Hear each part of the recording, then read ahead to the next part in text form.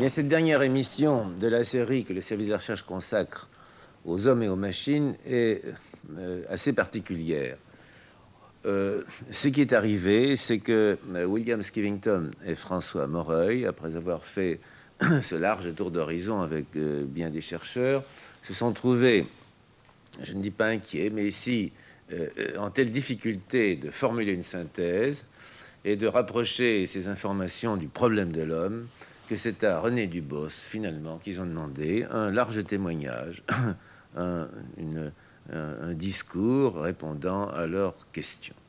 Je voudrais, peut-être avant d'introduire cette réponse, qui se suffit à elle-même, vous demander, Pierre Aigrin, puisque vous avez bien voulu analyser ces 5 émissions pour le grand public français, nous dire quelles sont les idées principales ou le schéma d'information qu'on pourrait en retenir. Bien, je ne pense pas qu'on puisse résumer 5 émissions comme celle-ci en quelques secondes, mais je pense que les téléspectateurs auront apprécié qu'à travers ces 5 émissions, des problèmes qui sont d'un intérêt considérable pour l'humanité tout entière ont été abordés et évoqués. Jusqu'où peut-on développer les machines dans la voie de l'intelligence? Ces machines intelligentes, entre guillemets, nous permettront-elles de mieux comprendre les animaux et l'homme? Les études directes sur les animaux et l'homme permettront-elles de les mieux comprendre et jusqu'où? Aussi bien les études macroscopiques que microscopiques. Quels sont les rapports entre l'environnement machine de l'homme et cet homme, à titre individuel et à titre social? Tous ces problèmes ont été abordés et je crois que c'est un service énorme qu'a rendu le service de la recherche à l'ensemble des téléspectateurs français que de leur permettre d'avoir ce contact avec ces sujets extrêmement importants. J'en voudrais pour preuve que le fait que quand un homme comme René Dubos, qui conclut cette série, et qui est un véritable humaniste, un homme réellement cultivé en ce qu'il comprend non seulement la culture telle qu'elle est habituellement comprise, mais aussi la culture scientifique, se penche sur ces problèmes, il ne le fait pas d'une manière pessimiste, il le fait d'une manière constructive. Grâce à cette série d'émissions, les téléspectateurs ont pu eux aussi acquérir ou approfondir cette part scientifique de la culture qui est essentielle à la vie dans le monde moderne. Je vous remercie d'avoir apporté cette aide à nos émissions en interdisciplinaire que vous êtes. Et je me permettrai brièvement de dire aussi quelle est notre responsabilité d'informateur et peut-être, disons alors, un témoignage que je me permets de rendre plus personnel. Ce n'est pas parce que le service de la recherche fait très volontiers cette information scientifique qu'il referme sa réflexion sur ce qu'on appelle la science. Je voudrais au contraire dire que cette émission en appelle d'autres qui seront peut-être leur contrepoint philosophique. Je voudrais peut-être, avant de laisser la parole à René Dubos, dire que ce qui m'a frappé, c'est que le rapport traditionnel, les questions, alors cette fois métaphysiques, que se posait l'homme par rapport à ce qu'il appelait son créateur, ce qui remplit de tant de doutes l'humanité d'aujourd'hui, se retrouve dans un nouveau rapport, et pour moi si analogue, entre l'homme, devenu une sorte de Dieu, et sa créature. C'est le même problème, et je pense que les appareils de la science ne devraient pas nous faire oublier que l'interrogation reste fondamentalement la même.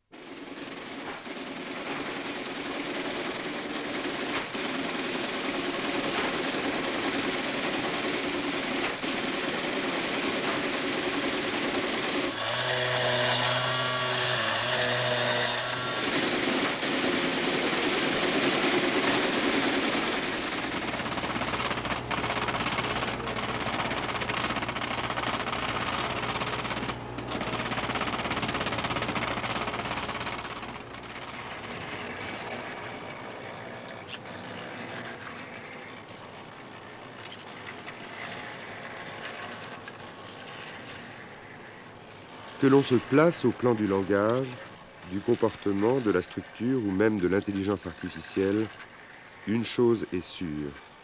Malgré les ordinateurs de plus en plus puissants, l'homme n'est pas une machine et risque peu d'en devenir une. Depuis le début de l'époque industrielle, les États-Unis ont été hantés par l'idée du progrès, surtout du progrès technologique. Le professeur Rosenblit, qui a servi de fil conducteur aux 4 premières émissions, et le professeur René Dubos, savant incontesté, directeur du laboratoire de macrobiologie de l'université Rockefeller, prix Pulitzer, auteur de nombreux ouvrages, tentent de faire le point. Le professeur Dubos estime que l'ère de l'utopie technologique est dépassée, qu'il faut maintenant tout faire pour diriger le monde, mais surtout les jeunes générations, vers un humanisme scientifique. Si on appelle, comme le font certains, homme mécanique, l'être dérivé des applications récentes de la génétique, du contrôle électrochimique du cerveau, de la transplantation d'organes, etc., et si l'on appelle machine intelligente l'aboutissement des recherches en matière d'intelligence artificielle et de robotique, pensez-vous qu'un jour, l'homme mécanique et la machine intelligente se confondent de telle sorte qu'on parle indifféremment des deux sous le même vocable, disons de machina sapiens? C'est une question à laquelle il faudrait... Enfin, c'est une question à laquelle moi je ne pense pas qu'on puisse répondre de façon sérieuse, mais je tâcherai de vous donner mon sentiment, non pas une réponse scientifique, tant soit peu. Mais je crois que la façon dont je vous ai parlé avant, quand j'ai parlé du nouveau stade de l'évolution, et nous avons parlé du stade de Homo sapiens. Moi, au lieu de dire machina sapiens, moi je dirais Homo et machina sapiens. C'est ça dont nous parlerons. Ce sera là le nouveau stade. Et dans une certaine mesure très intéressante d'ailleurs, ça revient au fond au premier bouquin, L'homme-machine par de la maîtrise. Ça a été écrit il y a plus de 2 siècles et c'est tellement moderne. L'homme, il dit, c'est une machine si composée qu'il est impossible de s'en faire d'abord une idée claire et conséquemment de la définir. C'est pourquoi toutes les recherches que les plus grands philosophes ont faites a priori, c'est-à-dire en voulant se servir en quelque sorte des ailes de l'esprit, ont été vaines. Ainsi, ce n'est qu'à posteriori, ou en cherchant à démêler l'âme comme à travers les organes du corps, qu'on peut, je ne dis pas découvrir avec évidence la nature même de l'homme, mais atteindre le plus grand degré de probabilité possible sur ce sujet. Enfin, c'est un homme qui, à cette époque-là, comprenait qu'on ne peut pas parler de l'homme-machine de façon a priori, allant de l'avant pour autant que nous puissions, allant même de l'avant pour créer ces machines qui sont le nouveau stade de l'évolution de l'homme. Et ce seront peut-être ces machines-là qui nous donneront enfin, pas seulement peut-être, mais ce seront ces machines-là qui nous aideront à mieux définir a posteriori ce que c'est l'homme. Parce que c'est à l'aide de ces machines-là, à l'aide des capacités de son cerveau que nous ne connaissons pas, parce que, comme avant avoir les prothèses des muscles, les prothèses des sensoriums, nous ne savions pas vraiment ce que l'homme, dont il est capable. Et maintenant, nous trouverons une autre façon d'illuminer les capacités du cerveau humain, les capacités de l'homme, et aussi la façon dont on peut supplémenter, dont on peut faire de la raison humaine une chose qui est très loin de ce que c'était à l'âge du Néandertal. Professeur, dans l'un de vos livres, lorsque vous invoquez l'homme futur, vous parlez de l'avenir logique, qui est l'aboutissement des forces naturelles, et aussi d'un aspect voulu de l'avenir. Comment rapprocher cette apparente invocation théologique avec tout ce qui s'est affirmé dans la science moderne au sujet du déterminisme de la nature? Eh bien, justement, j'ai choisi les 2 expressions, l'avenir logique et l'avenir voulu, pour essayer de définir l'intervention humaine dans les événements. Il y a une incompatibilité apparente puisque l'avenir logique semble exprimer seulement le déterminisme, tandis que l'avenir voulu semble et en fait indique que je crois à une intervention de l'homme par le libre arbitre dans les événements. Eh bien, où est l'incompatibilité? L'incompatibilité est une incompatibilité qui se trouve, je crois, dans toutes les sciences. Et en fait, c'est une incompatibilité qui a été d'abord définie d'une façon admirable par le physicien le plus célèbre de nos temps, le Danois Niels Bohr. En étudiant les phénomènes de la lumière, il a signalé que la lumière pouvait se décrire à partir de phénomènes corpusculaires ou bien à partir de phénomènes ondulatoires. Et en fait, il n'y a à l'heure actuelle à peu près aucune possibilité de définir à la fois un phénomène par les corpuscules et par les ondes. Et Niels Bohr a reconnu qu'il y avait là quelque chose de fondamental dans toute notre connaissance de la matière et aussi de la vie. Le fait que chaque fois qu'on regarde un phénomène, on peut le voir de deux façons très différentes, qui ont l'air incompatibles, mais qui en réalité sont complémentaires. En fait, il a introduit le mot complémentarité pour exprimer sa conviction, qui est la mienne, qu'il est toujours nécessaire, probablement à cause de l'imitation de l'esprit humain, toujours nécessaire de définir les phénomènes à partir de deux points de vue très différents. Eh bien, c'est ce que j'ai voulu exprimer par l'avenir logique, qui est le déterminisme, l'avenir voulu, qui est l'intervention humaine. Je me rends compte de l'incompatibilité qui existe, mais je crois que cette incompatibilité fait partie même de la nature humaine. Justement, les physiciens nous disent, à travers leur concept de l'entropie, qu'il faut que vous nous expliquiez un tout petit peu, que l'univers devient en quelque sorte de plus en plus monotone. Comment explique-t-on que les êtres biologiques, et surtout l'homme, semblent au contraire devenir de plus en plus riches et plein de variétés? Eh bien, comme vous savez sans doute, le phénomène d'entropie est quelque chose d'assez compliqué qui ne peut se définir qu'à partir d'une compréhension assez subtile des problèmes de l'énergie, qu'il y a une décadence continuelle, si j'ose dire, de l'énergie qui tombe constamment à des niveaux de plus en plus bas, de même que la matière constamment se désagrège, constamment perd sa structure, devient, comme vous l'avez dit tout à l'heure, de plus en plus monotone.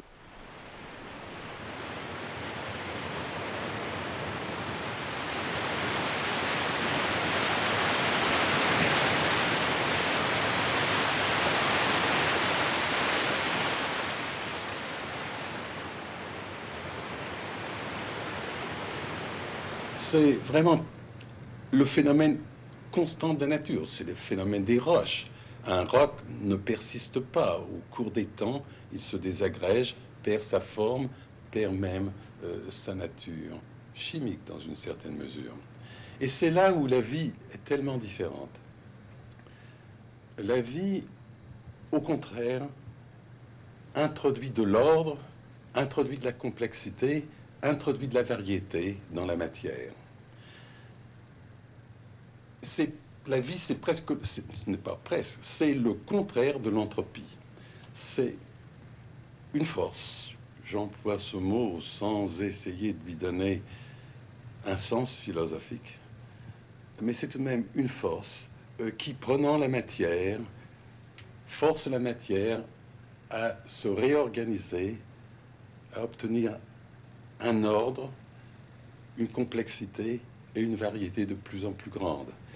Et quand on regarde l'évolution des êtres vivants, ce qui frappe le plus, c'est que si nous pouvons croire à l'évolution, et en fait l'évidence est claire, c'est qu'on commence par des organismes extrêmement simples, disons une amibe, quoique ce soit loin d'être l'organisme le plus simple qu'on puisse imaginer, et que petit à petit, ces organismes, au cours des âges, deviennent de plus en plus complexes, de plus en plus organisés, avec de plus en plus de variétés, et que après des milliards d'années, car la vie date de plus de 3 milliards d'années, nous arrivons à quelque chose d'aussi complexe que l'homme et ses sociétés.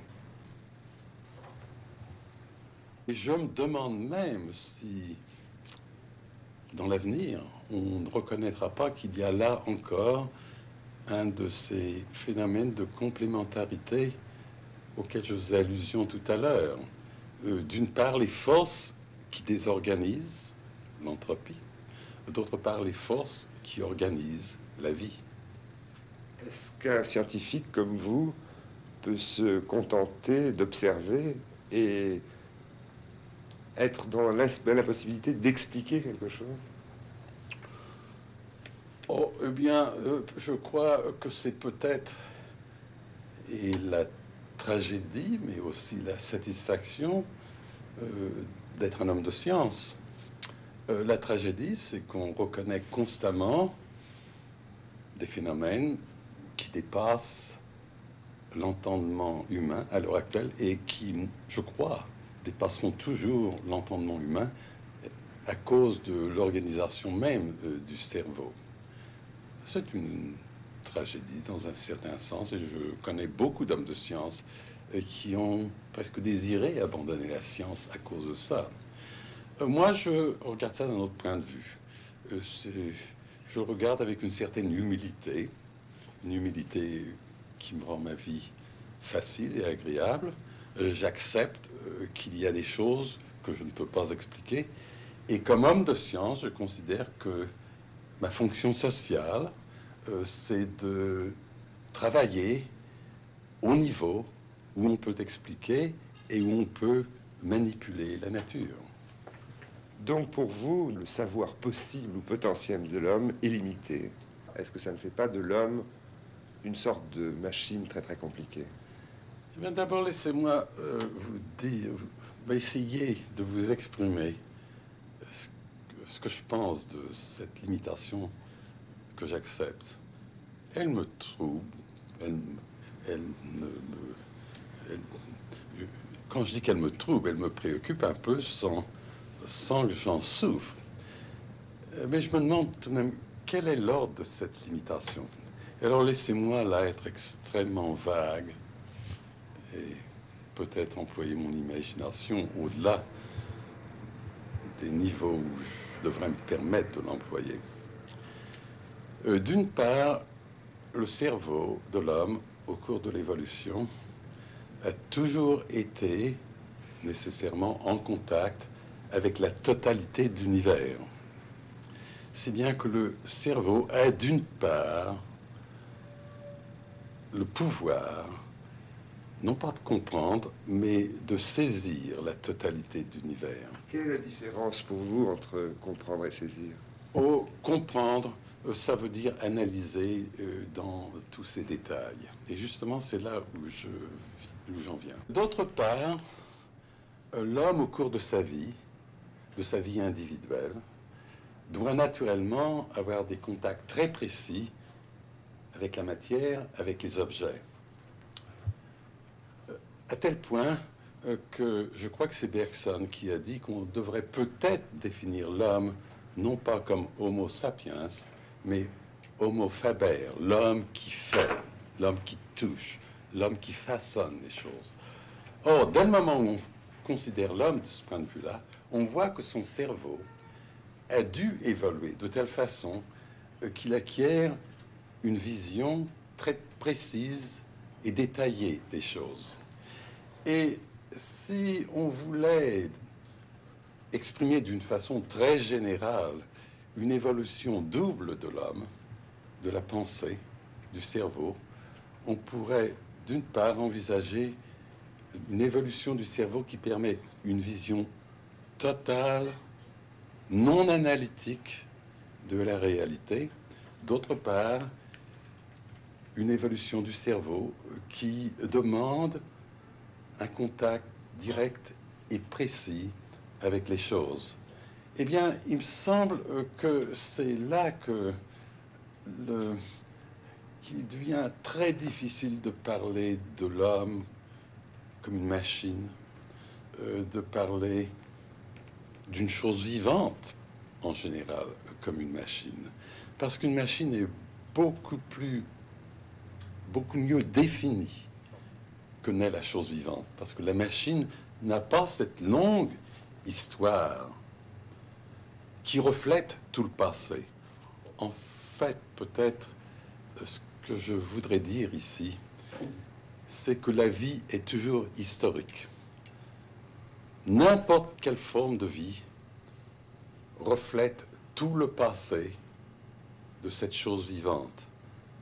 À la fois le passé de l'évolution et aussi le passé de l'expérience personnelle de cette chose vivante. Et je crois qu'il y a là quelque chose de très profondément différent d'une machine. Les cybernéticiens et les biologistes parlent tous les deux d'un même principe que les uns appellent feedback et les autres homéostase.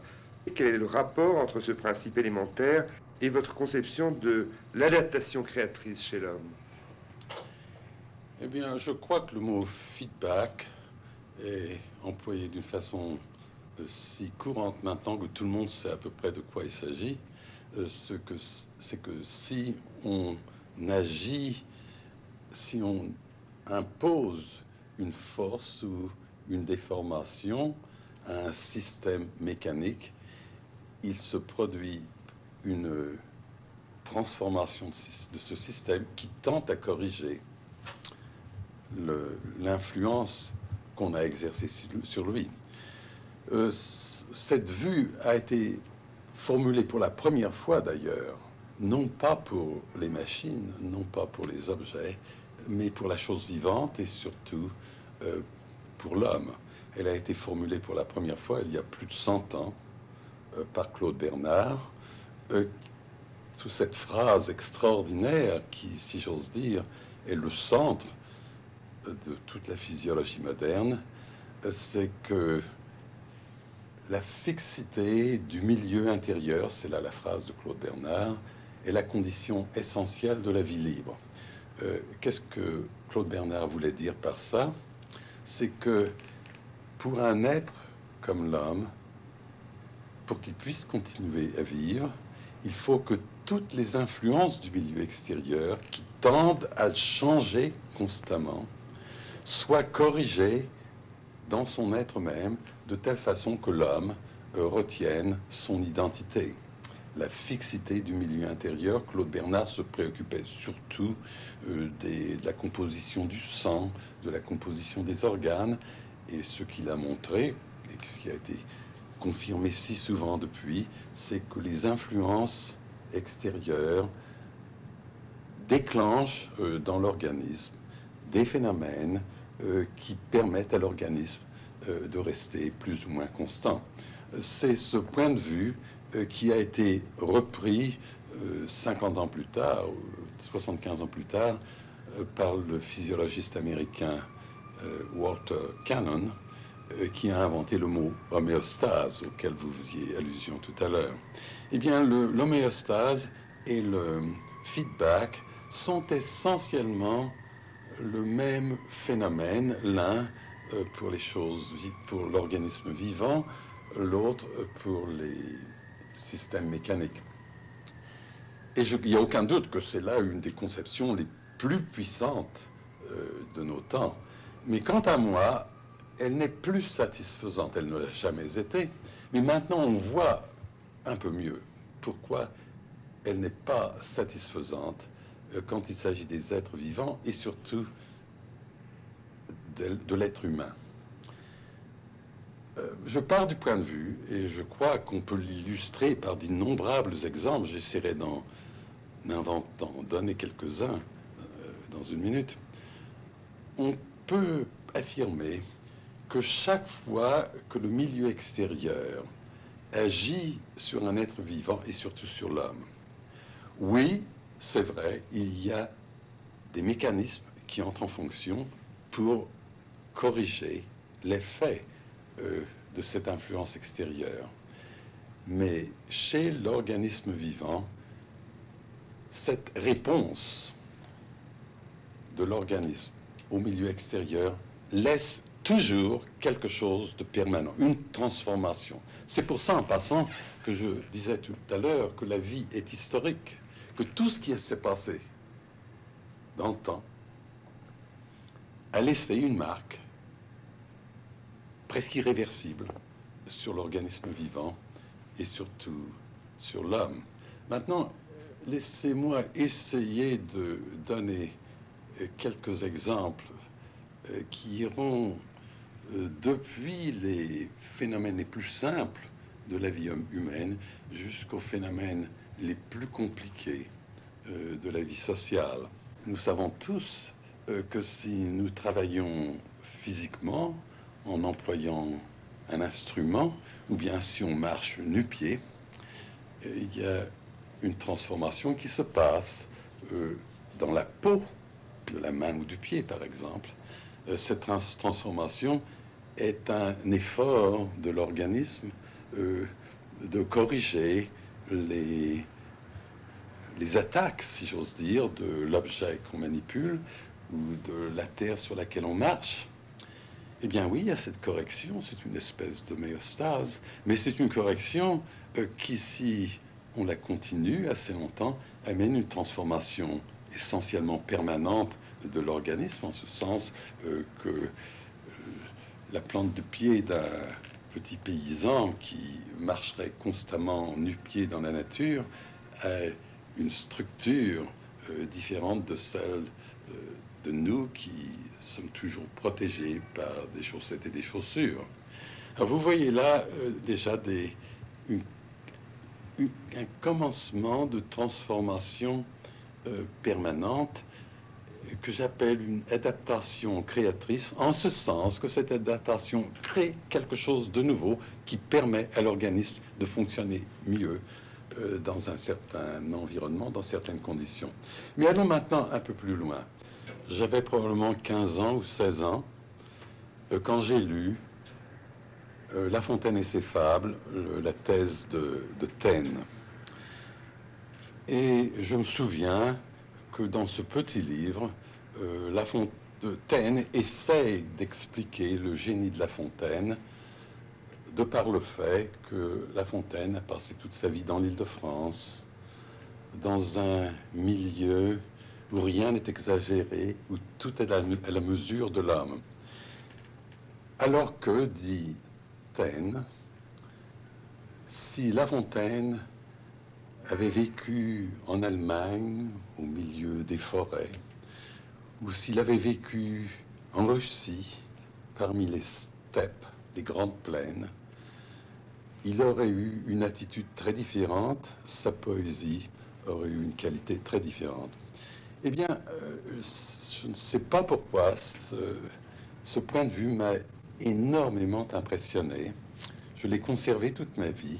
Je suis persuadé que Taine a simplifié, trop simplifié les choses, mais tout de même, il exprime là quelque chose de très profond. Le fait que le milieu dans lequel on vit, dans une certaine mesure, amène une formation de l'esprit et des points de vue qu'on ne perd jamais. Dans mon cas, c'est très clair. Je suis né, j'ai été élevé en France, dans l'Île-de-France. J'ai passé presque toute ma vie aux États-Unis. Et j'y ai passé une vie très heureuse et très active. Mais pourtant, il est trop évident, beaucoup de mes attitudes, de mes points de vue, ont été formés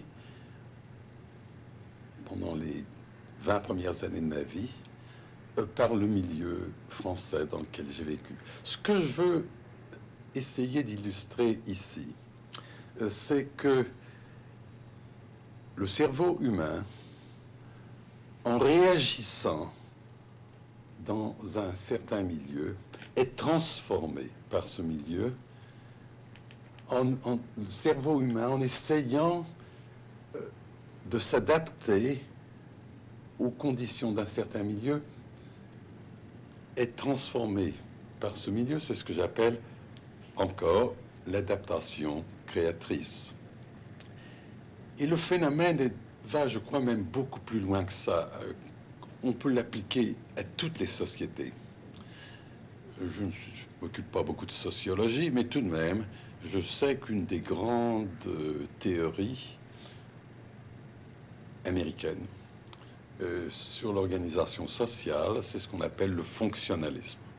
Le fonctionnalisme, c'est l'idée que dans une société, il y a constamment des forces d'homéostase qui fonctionnent de telle façon que si une force est introduite dans la société, par exemple une force révolutionnaire, un trouble économique, que dans cette société, il y a des possibilités de correction qui permettent à la société de se retrouver avec très peu de transformation telle qu'elle était avant,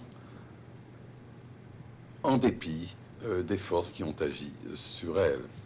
Eh bien, oui, c'est vrai de même que l'homéostase est vrai pour l'homme, mais c'est pas tout à fait vrai. Il est trop évident que, pour moi, au moins, qu'une force qui agit sur une société amène une transformation, et une transformation qui est irréversible, et qui, en fait, explique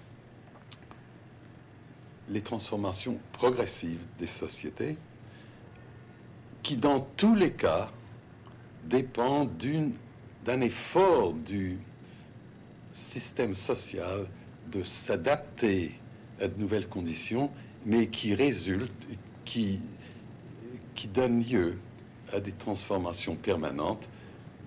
Là encore, une adaptation créatrice. Et je crois que cet effort de la chose vivante, depuis la plus simple jusqu'à la plus complexe, de s'adapter à des changements de conditions, amène des transformations, et que ces transformations, c'est la création de la vie.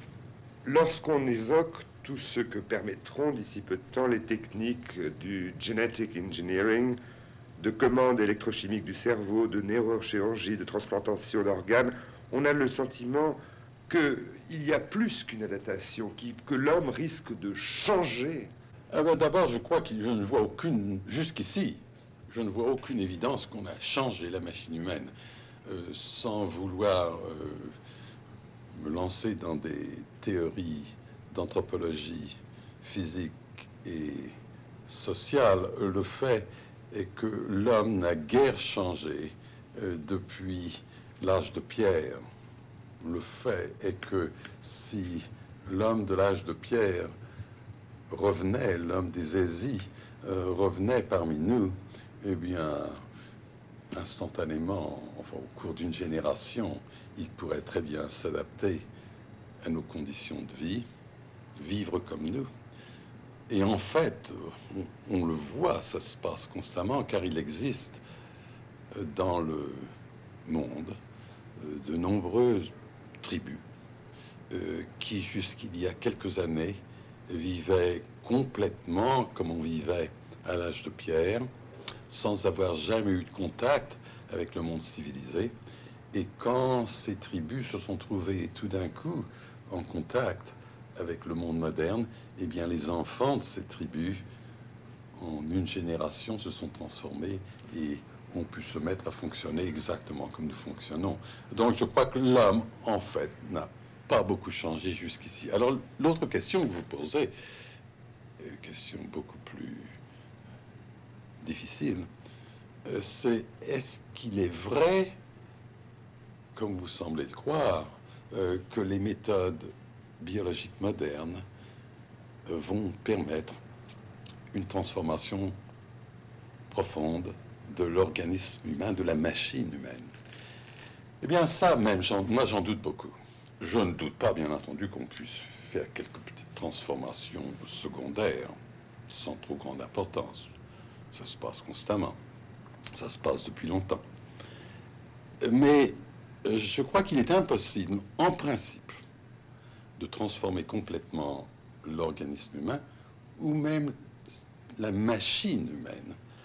Parce que un organisme, une machine, ne fonctionne bien que si toutes ces parties sont complètement intégrées. Il est certain qu'on ne peut pas concevoir une transformation profonde d'une partie de la machine humaine sans en même temps transformer toutes les autres parties de telle façon que cet équilibre si complexe et si intime qui existe entre les différentes parties de l'organisme, que cet équilibre soit maintenu. Disons par exemple que si on essayait, et on pourrait peut-être penser d'augmenter la croissance physique de l'homme de telle façon qu'il devienne très haut, très grand, eh bien, certainement ça amènerait des désorganisations profondes dans l'organisme humain qui ne lui permettraient pas de survivre. C'est pour ça que je crois que les possibilités de transformation sont extrêmement limitées. L'homme-machine, ça me semble d'un XVIIIe siècle horriblement primaire. S'il y a une chose que la science moderne nous a appris, en fait, quand je dis la science moderne nous a appris, les gens raisonnables ont su ça tout le temps, depuis au moins 5000 ans, c'est qu'il est impossible de penser à l'homme sans penser au milieu total dans lequel il vit. Il est trop évident que si on pouvait créer un enfant en éprouvette, dans des conditions complètement artificielles, en dehors du corps humain, et si on pouvait l'élever, le faire se développer dans un milieu complètement artificiel de cette nature, eh bien peut-être qu'on créerait la machine dont vous parlez. Mais on ne créerait pas un être humain, parce que l'être humain est un être qui se développe, qui se forme en réagissant au milieu total qui agit sur lui constamment, ce milieu total comprenant les autres êtres humains avec qui il est en contact. Et ce que j'essaye de vous signaler ici, de vous indiquer ici, c'est qu'en fait, il est impossible de définir l'homme sans définir le milieu total dont il est en partie l'expression, ou au moins dont il est la réflexion, et sans lequel il n'aurait pas d'existence humaine. Lorsque vous dites que considérer l'homme comme une machine, même très compliquée, est une notion du XVIIIe siècle, est-ce que vous pensez qu'il n'y a pas de nécessité, pas de hasard? Eh bien, il y a une multiplicité de nécessités. Il est évident que l'homme, comme tous les êtres vivants, ne peut fonctionner que dans un milieu qui est un environnement qui est compatible avec son passé. Il y a des nécessités imposées par le passé sur ce qu'est l'être vivant. Il y a du hasard, bien entendu, nous ne savons que trop. Mais je crois que s'il y a quelque chose d'humain, c'est de pouvoir imposer sa volonté au hasard. Après tout, le hasard nous offre des multitudes de possibilités. Et d'être humain, c'est de choisir. C'est bien qu'il y a la nécessité d'accepter, on ne peut pas y échapper, d'accepter les conditions du milieu et la possibilité de choisir parmi toutes les choses que le hasard nous offre. C'est pour ça que je crois qu'il y a nécessité, il y a hasard, Mais il y a en plus le choix. Et le choix est plus spécial peut-être à l'homme, mais en fait, et je pourrais vous illustrer ça si j'avais le temps, je crois qu'il existe chez tous les êtres vivants. Et que même les biologistes les plus déterministiques savent que quand ils essayent de conditionner un animal par les influences du milieu extérieur, de temps en temps, l'animal échappe à ce conditionnement. En fait, il échappe presque toujours et affirme sa personnalité chez la chose vivante. Je dis chose vivante parce que c'est pas seulement l'homme, c'est plus chez l'homme.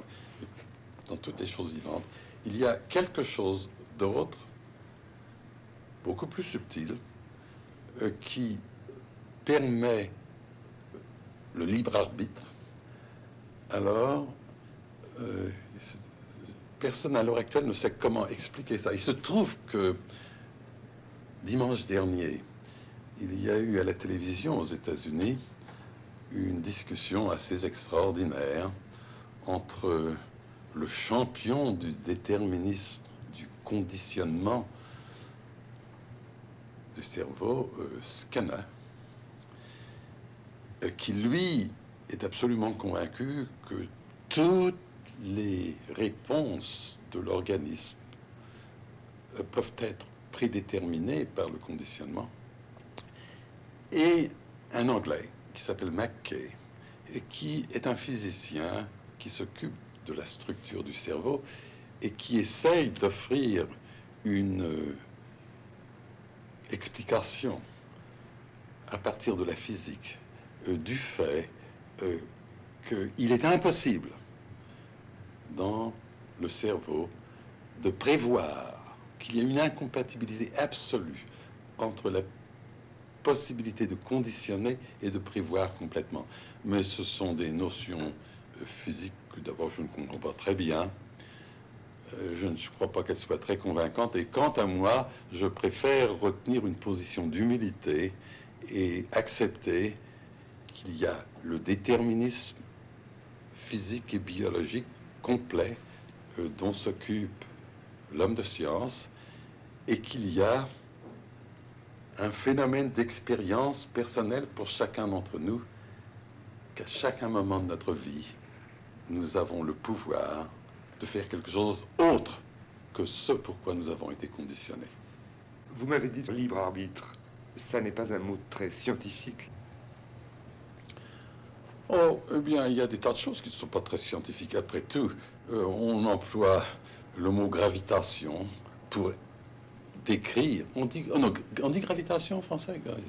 Pour décrire un phénomène que tout le monde reconnaît, qu'on peut mesurer, qu'on peut définir d'une façon extraordinaire. Et puis voilà, personne ne sait ce que c'est. Et puis, le monde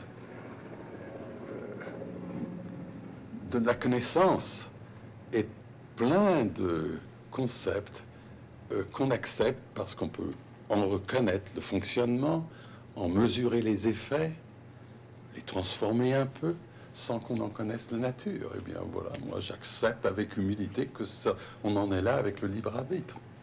À une époque où tout semble centré sur des problèmes technologiques ou purement scientifiques, est-ce que votre humanisme ne vous semble pas un peu anachronique? Eh bien, je crois qu'il l'aurait été il y a 20 ans ou 30 ans. Jusque vers 1950. Et là, laissez-moi parler seulement des États-Unis, parce que c'est là qu'est toute mon expérience vivante, si j'ose dire. Tout le monde était convaincu que l'avenir, un avenir très prochain, allait être une utopie technologique. La vie entière serait contrôlée, définie par la machine. Et personne ne doute, bien entendu, qu'on va introduire, on continuera à introduire toutes sortes de possibilités et de transformations dans notre vie par la technologie. Mais ce qui est très frappant maintenant, c'est comment ces livres, qu'il y a seulement 10 ans, avaient tellement de succès aux États-Unis sur l'utopie technologique, on n'en parle plus. Non seulement on n'en parle plus, mais même leurs auteurs, dont j'en connais quelques-uns, préfèrent qu'on ne les cite pas. Alors qu'au contraire, dans toutes les grandes universités technologiques, et je parle des plus grandes, des plus célèbres, on a reconnu le besoin de réintroduire quelque chose qu'ils appellent l'humanisme. Je dis quelque chose qu'ils appellent l'humanisme, car il me semble que ce n'est pas une très bonne formule. Ce qu'on fait, c'est d'introduire des cours de littérature, de philosophie, dans l'école de technologie, avec l'espoir que, en exposant les étudiants pendant une petite partie de leur programme à des concepts d'humanisme, on pourra humaniser la technologie. Eh bien, moi, ça me semble un peu enfantin. Il me semble que ce qu'il faut faire, c'est apprendre à redéfinir la technologie. Et ça va être beaucoup plus compliqué et beaucoup plus intéressant. En ce sens que, jusqu'ici, toutes les innovations, les inventions technologiques étaient créées à partir d'elles-mêmes, pour ainsi dire, une logique de la technologie. La technologie continuait de par son développement interne. Alors que moi, il me semble, ce qu'il faut arriver à faire, c'est redéfinir les buts, les objets de la technologie d'après les besoins éternels de l'organisme humain qui, comme je l'ai affirmé de si nombreuses fois, n'ont guère changé depuis l'âge de pierre. C'est bien que, quand vous parlez de l'humanisme et de la technologie, moi je n'aime pas les séparer.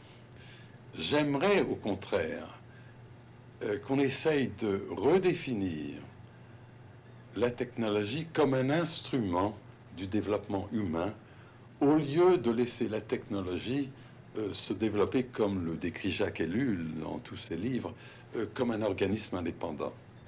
Bien, humanisme et technologie, pour moi, font partie du développement total de l'homme.